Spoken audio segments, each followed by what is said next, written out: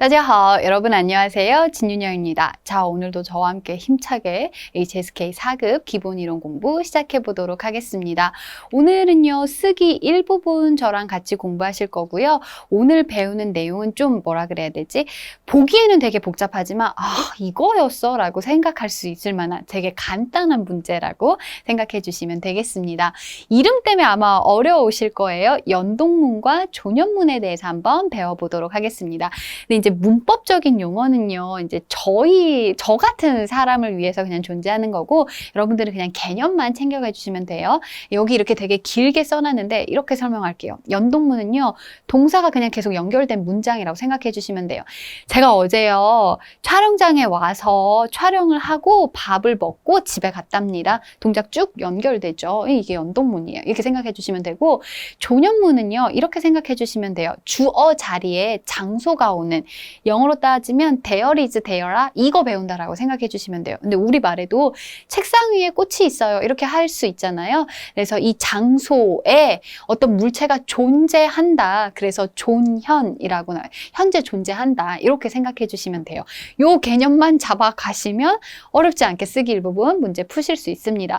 근데 왜 선생님 특수구문이라고 했어요? 라고 한다면 이게 이제 HSK가 어떤 문법들이 등장을 합니다. 라고 이렇게 나오거든요. 거기 이제 그 요강에, 그러니까 실라버스에 이렇게 이게 이제 특수구문이라고 이제 표기가 되어 있어요. 그래서 이제 표기를 그렇게 해두었는데 그냥 개념은 그런 개념이다라고 생각해 주시면 돼요. 그럼 첫 번째 연동문이란 아까 말씀드린 것처럼 하나의 주어에 둘 이상의 동사가 서술어를 담당하는 문장이라고 생각해 주시면 돼요.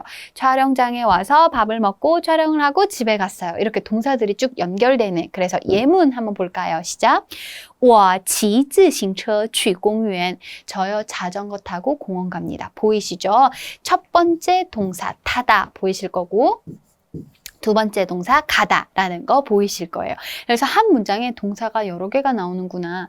근데 이제 언어의 경제성에 입각해서 동사가 막 무분별로 이렇게 뭐라 그래야 되지? 확장할 수는 없겠죠. 그죠? 폭발할 수는 없겠죠. 많아봐야 두세 개라고 생각해 주시면 좋을 것 같습니다. 그래서 기본 구조는 그렇게 되고요. 그럼 부정은 어떻게 하냐라고 한다면 그냥 현재 부정은 뿌, 과거 부정은 매, 동사니까요. 그냥 동사가 연결이 되어 있는 것 뿐이잖아요. 그냥 동사처럼 그냥 부정은 뿌로 한다라고 생각해 주시면 돼요. 예문 볼까요? 我不去图书馆学习. 저는 도서관에 가서 공부하지 않아요. 라고 나와 있죠. 그냥 그렇게 하지 않는다. 현재 부정은 뿌로 해주시면 되고, 과거에 있었던 건 다 뭘로 해주시면 돼요? 매로 해주시면 돼요. 예문 읽어볼까요? 시작. 他没来检查身体 라고 해서 신체 검사하러 오지 않았습니다. 라고 나와 있는 거 보이시죠? 다만 부정은 어디 앞에? 이렇게 첫 번째 동사 앞에 온다라는 거 기억해 주시면 되겠습니다. 그래서 이렇게 쭉 되지만 그냥 첫 번째 동사 앞에 뿌나 메이가 온다라는 거 기억해 주시면 좋을 것 같고요. 대부분 뭐가 더 많이 나와요? 그쵸, 뿌가 훨씬 더 많이 나온다라고 생각해 주시면 돼요. 실제 시험에서는요. 자, 그러면 부사랑 조동사는 어디에 들어가야 됩니까? 라고 한다면 항상 어디요? 첫 번째 동사 앞에 위치한다라고 생각해 주시면 되겠습니다. 그러니까 동작이 시간 순서대로 연결이 되니까요. 그냥 부사 조동사들도 역시나 첫 번째 동사 앞에 놔준다라고 생각해 주시면 돼요. 근데 선생님 왜 이렇게 연동문이라는 걸 딱 이렇게 강조를 하나요? 라고 한다면 중국어는 시제가 없죠. 시제가 없고 또 한자로만 쭉 나열이 되기 때문에 뭔가 이렇게 시간 흐름을 판단하기가 굉장히 어렵습니다. 그래서 연동문을 사용해서요. 동사를 여러 개 사용해서 그 안에 시간 순서를 반영하기 위함이라고 생각해 주시면 좋을 것 같아요. 예문 여기 한번 볼까요? 아빠는 자주 비행기를 타고 중국에 갑니다. 사실 자주 하는 동작이 바로 뭐예요? 비행기를 타고 중국에 가는 거죠. 그렇기 때문에 부사는 첫 번째 동사 앞에 온다라고 생각해 주시면 돼요. 常常坐飞机去中国 이렇게 해요. 아셨죠? 그 다음에 조동사는 나의 어떤 염원, 의지, 그러니까 가능함, 할 수 있는 걸 나타내는 거잖아요. 그래서 여기 봐주시면 보시면 我要去超市买水果. 나 과일 사러 슈퍼에 가요 라고 나와 있죠. 뭐뭐 하려고 합니다 라는 조동사 역시나 첫 번째 동사 앞에 와요. 왜냐하면 과일 가게, 슈퍼에 가서 과일을 사려고 하는 그 의지를 나타내는 건 거잖아요. 그래서 첫 번째 동사 앞에 쓰인다라고 생각해 주시면 되겠고요. 이어서 그러면 러저구어는 어디에 오냐라고 한다면 얘는 조금 의미가 달라요. 근데 생각해보면 이렇게 해주시면 돼요. 쩌는 지속이고 러는 완료, 꾸어는 경험이잖아요. 그러니까 지속이니까 얘는 조금 진행과 관련되어 있는 거고 쩌는요. 러나 꾸어는 끝나버린 건 거잖아요. 그럼 동작을 쭉 연결되는 건데 앞에서 끝나버릴 수 없잖아요. 그냥 이렇게 첫 번째 동사, 두 번째 동사 끝나고 나야지만 이거 했어 라는 의미가 마무리가 되니까 그래서 여기 볼까요? 지속을 나타내는 쩌는 어디요? 첫 번째 동사 뒤에 오고요. 완료와 경험을 나타내는 그랬었죠 라고 하는 러와 꾸어는 어디요? 두 번째 동사 뒤에 위치한다라고 생각해 주시면 돼요. 쩌는 지속이잖아요. 站着站着上课 저 지금 서서 수업하고 있죠. 이런 것들. 躺着看电视 누워서 TV 봐요. 이런 식으로요. 你站着干什么呀? 야, 너 거기 서서 뭐하니? 라고 얘기하고 있죠. 서 있는 그 지속 상태로 뭔가 동작을 하는 거잖아요.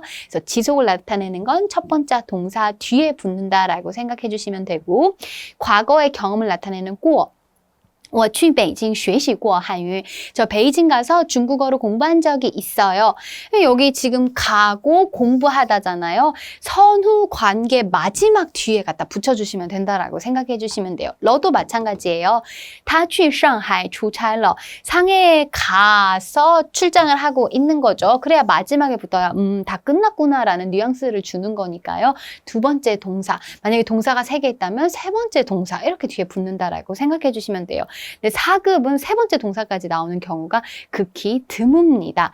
자, 그러면 연동문의 종류가 뭐가 있냐라고 한다면 방식, 목적, 연속을 나타낸다라고 생각해 주시면 돼요. 그래서 방식은 뭐냐면 뭘 사용해서 뭔가를 한다라는 뜻이에요. 예문 한번 볼까요?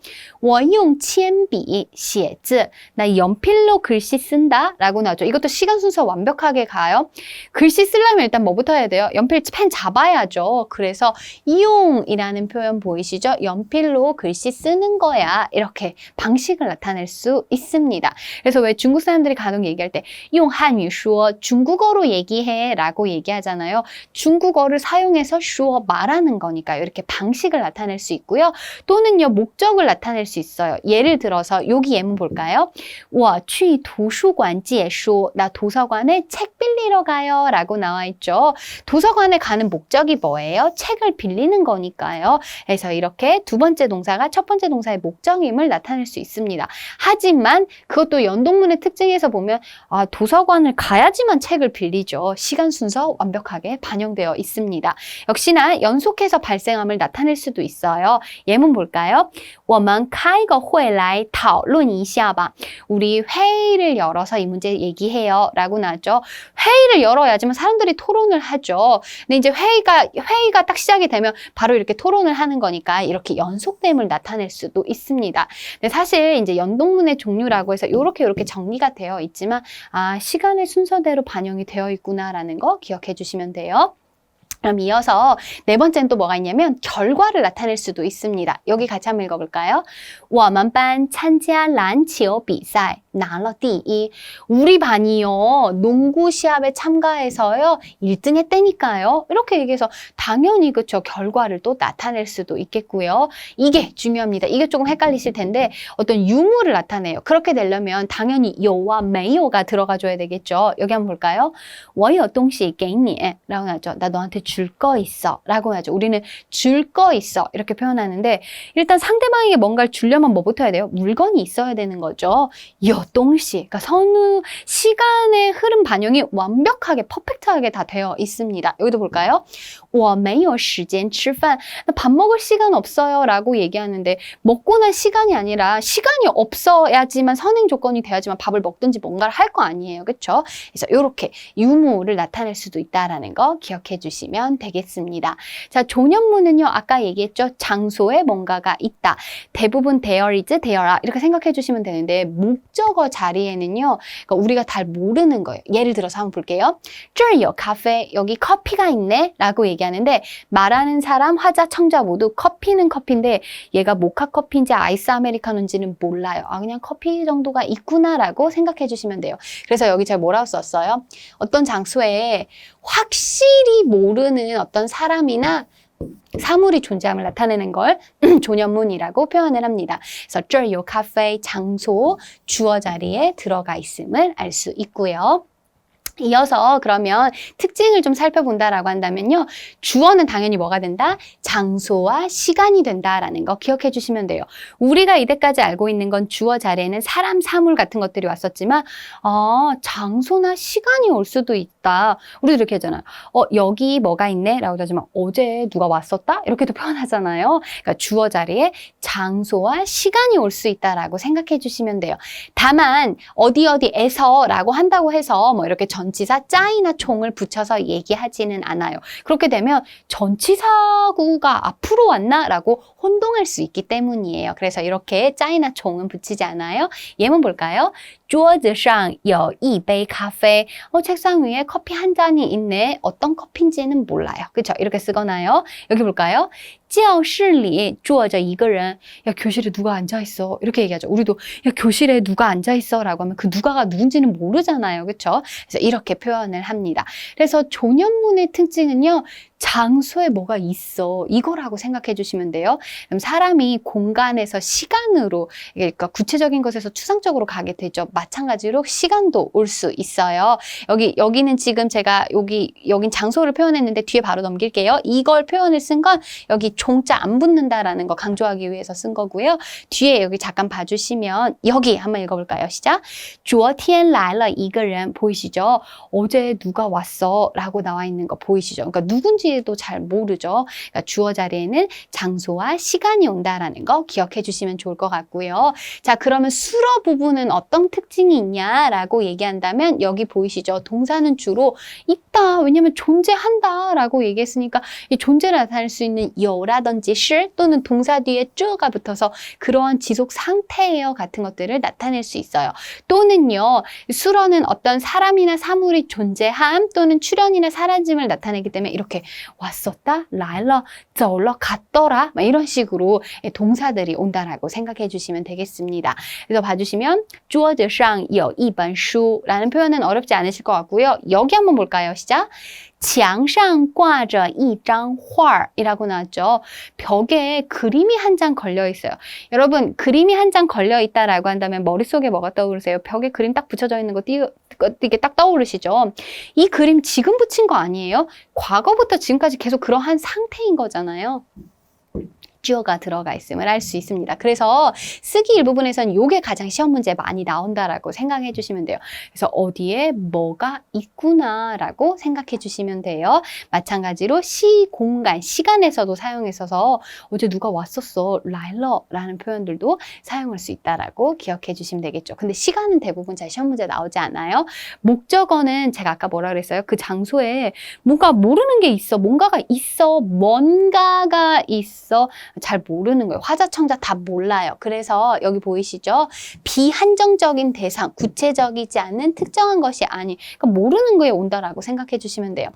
房间里走出了一个人. 야, 방에서 누가 나왔다? 이렇게 표현을 하죠. 이거는 맞아요. 근데 우리가 알 수 있는 这个人, 이런 사람이라든지 那个人이라든지 뭐 윤영이가 나왔어요. 이런 식으로는 안 된다라고 생각을 해주시면 돼요. 그래서 목적어는 반드시 이렇게 수량사 플러스 명사 구조가 나온다라고 생각해 주시면 되겠네요. 그래서 조년문 어디에 뭐가 있다. 자, 그럼 우리 이제 연동문과 함께 문장에서 대입해 보도록 하겠습니다. 문제 풀려고 보니 첫 번째 단어에 뭐라고 나와 있어요? 挂着. 걸려 있다라고 나와 있죠. 동사 뒤에 쩌가 붙어 있으니까 취소. 아, 걸려 있어 라고 생각을 해주시면 돼요. 그럼 장소에 뭐가 걸려 있어. 조년문을 묻는 문제인 건 거죠. 두 번째 단어 이장이라고 해서 한 장이라고 나와 있고요. 세 번째 단어 봐주시면 客厅里. 자, 客厅이라는 표현은 바로 여기 손님이 머무르는 곳이라는 뜻이니까 거실을 얘기하는 거죠. 그래서 거실 안에 라고 나와 있고요. 마지막 단어 地图, 지도라고 나와 있네요. 아, 자, 거실에 지도가 한 장 걸려 있어요. 이렇게 얘기하는 거죠. 선생님, 저는요, 이 장 띠투를 앞에 쓰고 싶어요. 주어 자리에 쓰고 싶어요. 라고 한다면, 이렇게 되어 있잖아요. 이 주어 자리에는 반드시 화자와 청자가 모두 알 수 있는 것들이, 그러니까 확실한 것들이 와야 돼요. 그래서 이렇게 한 장의 지도 이런 말은 올 수 없어요. 첫 번째 의미적으로 그렇고, 두 번째 또 주어 자리에 못 오는 이유가 여러분 그림은 누군가 이렇게 걸어줘야 되지 그 그림 스스로가 걸리겠어 이렇게 할 수 있는 건 아니잖아요. 그렇죠? 그래서 주어 자리에 못 가요. 아셨죠? 그래서 반드시 장소가 와야 된다. 그래서 정답 어떻게 쓰시면 돼요? 客厅里 여기 안에 挂着 걸려 있습니다. 뭐가요? 一张地图 지도 한 장이요. 그 지도가 세계 지도인지 중국 지도인지 한국 지도인지는 알 수 없어요. 다만 그냥 한 장의 지도가 있구나라는 걸 알 수 있는 건 거죠. 주어 자리는 명확한 게 와야 된다라는 거 하나 또 얻어가시면 될 것 같고요. 이어서 우리 2번 문제 한번 보도록 합시다. 동사가 되게 많네요. 연동문이구나라고 생각해 주시면 돼요. 첫 번째 단어 你去 너가 가서 라고 나왔어요. 그러면 去의 뒤에 올 수 있는 건 당연히 뭐가 나와야 돼요? 장소가 나와야 되겠죠. 심지어 지금 여기 주어가 나와 있으니까 你去는 문장 맨 앞에 오는 거예요. 그럼 빨리 장소 찾아주세요. 어디요? 여기 나와 있네요. 厨房 주방에 가서 라고 나왔네요. 자, 그 다음에 두 번째 동사 볼까요? 过来는 오다예요. 그렇죠? 주방에 가서 오다라고 하기에는 얘가 바로 뒤에는 못 붙을 것 같아요. 세 번째 동사 봐주시면 나디알, 나가 집다, 가지다 뭐 이런 뜻이죠. 디알은 약간의 라는 뜻이에요. 그러면 짚는 대상은 뭐예요? 마지막 단어인 당이겠죠. 그러니까 우리말에 뭐예요? 야, 너 주방에 가서 부엌에 가서 설탕 좀 집어서 와. 설탕 가져와. 이 얘기를 하고 있는 거예요. 그러면 시간 순서대로 반영을 해주시면 되겠죠. 그럼 선행 동작은 뭐예요? 주방에 먼저 간 다음에 설탕을 집어서 다시 오는 거잖아요. 그대로 반영해 주시면 돼요. 정답 어떻게 해요? 你去厨房拿点糖过来 라고 표현해 주시면 되겠죠. 그래서 동사가 여러 개가 들어가 있지만 연동문 발생한 순서대로 배열을 해주는구나 라고 기억해 주시면 되겠습니다. 자, 이어서 3번 문제 한번 볼까요? 자, 3번 문제 보니까 첫 번째 단어 뭐라고 나왔어요? 用歌声 자, 노랫소리를 사용해서 라고 나왔죠. 아까 우리 기억하십니까? 펜을 사용해서 글씨 쓰다 라고 했죠. 그럼 노랫소리로 라고 해석해 주시면 되겠네요. 자, 두 번째 단어 当地少数民族 보이시죠? 자, 当地라는 표현은요, 현지라는 뜻이에요. 현지의 少数民族 자, 소수 민족들은요. 자, 주체가 될 것 같아요. 그 다음에 세 번째 봐주시면 来表达 라고 나와 있어요. 여러분, 表达 라는 표현은요. 표현하다 라는 뜻이에요. 우리도 노랫소리로 표현하다. 노래로 마음을 표현하다. 이렇게 표현하잖아요. 이렇게 쓸 수 있잖아요. 이렇게 되고 이렇게 된다라는 거 알 수 있어요. 자, 그 다음 단어 봐주시면 习惯이라고 해서 습관이라고 나와 있어요. 물론 명사일 수도 있지만 명사는 항상 어디 뒤에 온다? 또 뒤에 온다 그러는데 지금 또가 보이지 않죠. 그럼 얘가 동사라는 걸 알 수 있어요. 자, 마지막 단어 볼까요?感情, 감정이라고 나왔네요. 자, 표현하는 대상은 당연히 뭐겠어요? 감정이 될 수밖에 없겠죠. 자, 그럼 이 시관은 뭐냐라고 한다면 여러분 기억하시나요? SVO 이렇게 우리 문형 중에서 동사 뒤에 다시 목적어에 다시 동사가 올 수 있었던 것들이 있었죠. 우리도 이런 말 하잖아요. 저는 식후에 콜라를 마시는 습관이 되어 있어요. 이렇게 표현하잖아요. 식후에 커피를 마시는 습관이 있어요. 라고 표현하잖아요. 习惯이라는 말 뒤에는 다시 그렇죠. 동사가 올 수 있습니다. 3번 문제는 그 소수민족들이 그러니까 뭔가로 뭘 하는 습관이 있어요. 이 표현을 나타내는 거예요. 그래서 주어 어떻게 잡아주시면 돼요? 当地少数民族 주어 잡아주세요. 그 다음에 习惯 뭐 하는 습관이 있는 거죠. 그럼 다시 목적어 자리에 본다라고 한다면 다시 동사들이 또 이렇게 수수수수 들어간다라는 거죠. 그래서 노랫소리로 like 뭐뭐 합니다. 선생님 이때 라이는 뭐예요? 라고 한다면 用什么来 라고 하면 요거 강조하는 거예요. 이것으로써 라고 생각을 해주시면 돼요. 表达感情 감정을 표현합니다 라는 문장이 만들어지게 되겠네요. 3번 난이도가 굉장히 높은 문장이었어요. 동사 뒤에 목적어를 써야 되는데 목적어 안에 다시 연동문 동사들이 순서를 반영해서 나타났다라는 거 기억해 주시면 되겠고요. 자, 이어서 4번 문제 한번 보도록 할까요? 여기도 보이시죠? 장소가 딱 보여요. 두 번째 단어 뭐라고 나와 있어요? 入口处 여러분 추가 들어가면 다 장소예요.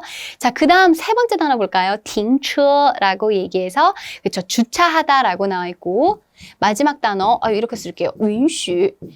우리 사극에 보면 윤허하여 주시옵소서 이런 말 나오잖아요. 그게 뭔 소리예요? 허락하다라는 뜻이에요. 그러니까 允许가 허락하다는 뜻이니까 허락하지 않는 거죠. 아, 4번 무슨 얘기를 하고 있는 거예요? 입구에는 주차 안 됩니다. 우리도 이렇게 얘기하잖아요. 입구는요 주차 불가능이에요 라고 얘기하잖아요. 장소가 그쵸, 주어로 오는 조년문입니다. 정답 어떻게 쓰시면 돼요?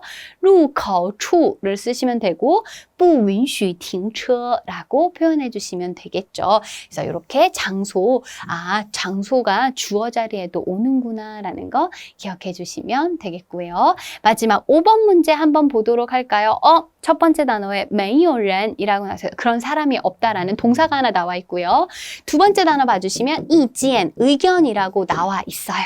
자, 세 번째 동사가 나와 있네요. 反对. 반대하다고. 자, 타더는 그의라는 뜻이죠. 또 뒤에는 뭐가 온다? 명사가 온다. 기억하십니까? 아까 우리 첫 번째 동사 자리에 여나 매요가 와서 유무를 나타낸다라고 얘기했었잖아요. 아까 우리 말에 그의 의견을 반대하는 사람이 없습니다 라는 뜻이죠. 그러니까 이 사람이 없어야지만 뒤에 동장도 일어나지 않는 거죠. 그래서 첫 번째 동사 자리에 여나 매요가 온다 그랬어요. 그래서 没有人 사람이 없습니다. 그렇죠? 그래서 이거 하는 사람이 없어요. 이렇게 표현해 주시면 되겠고요. 反对他的意见 뒤에 문장 마무리 해주시면 되겠네요. 그래서 첫 번째 동사자에 이렇게도 올 수 있다라고 생각해 주시면 되겠네요. 요나 메요도 올 수 있구나. 그래서 저는 5번 같은 그 유무를 나타내는 조년문은요. 이렇게 외웠었어요. 没有饭吃 먹을 밥이 없네. 그 다음에 没有衣服穿 입을 옷이 없네. 이렇게 외웠었거든요. 요것도 그런 의미로 갖다가 여러분들이 외워주시면 되겠습니다. 그래서 이번 시간에 우리 조년문과 연동문에 대해서 배워봤어요. 개념 정리 잡아주시고 밑에 또 5문제 해설지 보면서 문제 풀어주세요. 오늘은 여기까지 하도록 하겠습니다. 고생 많으셨고요. 저랑은 다음 강의에서 뵙도록 할게요.辛苦了.